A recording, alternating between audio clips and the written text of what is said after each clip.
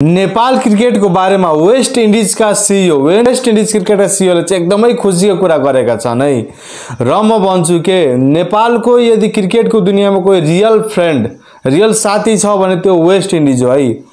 त्यो इंडिया हैन, पाकिस्तान हैन, बंगलादेश हैन, अफगानिस्तान हैन के, एशिया भन्दा बाहिरको देश वेस्ट इंडीज हो के। कति सपोर्ट गरेको छ। यो भन्दा अगाडिको वर्ष यदि तपाईहरु हेर्नुहुन्छ भने वेस्ट इंडीज ए टीम आएर नेपालमा खेलेको थियो।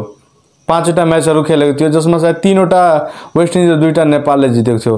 So each and every time West Indies टीमले चाहिँ सपोर्ट गरेको छ नेपाली टोलीलाई, नेपाली टीमलाई है, र रेस्पेक्ट बढेको छ। र त्यति मात्र हैन कि वेस्ट इंडीज का सीईओ ले के भन्नुहुन्छ भने जुन अहिले सिरिज हुन गइरहेको छ 27 सेप्टेम्बरबाट तपाईहरुले हिजो भिडियोमा पनि भनेको थिए कि नेपाल र वेस्ट इंडीज को एउटा 3टा मैच को सीरीज हुनेछ। त्यसमा चाहिँ के भन्नुहुन्छ उहाँ चाहिँ एकदम एक्साइटेड हुनुहुन्छ रे। म उहाँको स्टेटमेन्ट पनि हजुरहरुले देखाउनेछु, पढेर सुनाउने छु। एकदम एक्साइटेड हुनुहुन्छ रे नेपाली टिमसँग खेल्दा, नेपाली टिमलाई सपोर्ट गर्दा रे, एसोसिएट टिमहरुलाई।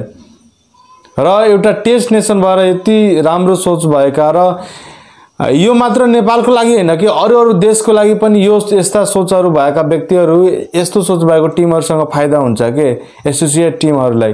र खुशी लागेको छ कि नेपालको बारेमा उहाँले यति सोच्नु भएको छ र यस्ता यस्ता व्यक्तित्वहरुको लागि रेस्पेक्ट बढ्छ के, रेस्पेक्ट एकदमै बढ्छ। म हजुरहरुले पढेर देखाउँछु उहाँले के भन्नु भएको रहेछ।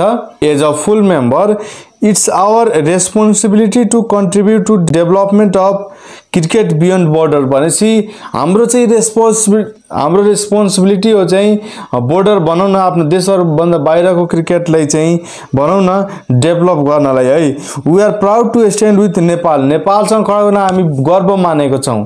त्यति ठुलो शब्द उहाँले भन्नु भएको छ। And looking forward to see some competitive cricket भनेपछि उहाँले चाहिँ नेपालसँग एउटा कम्पिटिटिभ भनौं न म्याचहरु, क्रिकेटहरु हेर्न चाहिँ एकदम उत्सुक छ रे, एकदम उछन् रे हैन। उहाँले त्यस्तो भन्नु भएको छ र एकदम एक्साइटेड छन् रे। यो भनेको सानो कुरा हैन है।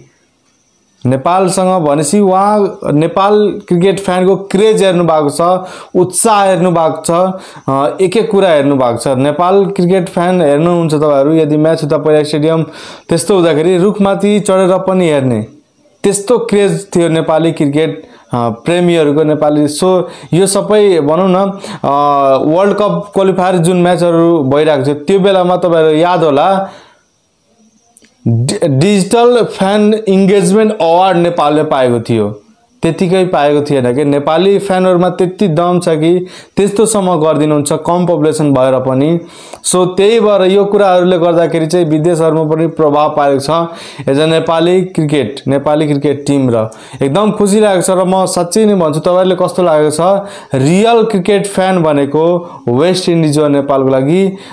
हरेक सिचुएसनमा चाहिँ उले सपोर्ट गरेको छ र थ्यांक यू भन्नुपर्छ क्रिकेट एसोसिएसन अफ नेपाललाई पनि। एसियामा मात्र नरहेर चाहिँ बाहिर पनि गएर कुरा गरिरहेको छ। र थ्यांक यू चाहिँ म पारस खड्का सरले पनि भन्न चाहन्छु कि उहाँले यति चाहिँ उहाँले एकदम ध्यान दिएर यति भित्र छिरेर भनौं न चारैतिरबाट सपोर्ट कसरी नेपाललाई हुन्छ भनेर एकदम लागि पर्नु भएको छ। र एसियामा मात्र नभएर बाहिरको देशहरुसँग पनि कुरा गरेर वेस्ट इन्डिजसँग पनि सिरिज गराउन सफल भयो नेपाल चाहिँ। एकदम खुशी लागेको छ। र यो चाहिँ सानो सानो कुराहरुले गर्दा हामी नेपाली फ्यानहरुले एकदम खुशी मिल्छ र खुशी लागेको छ।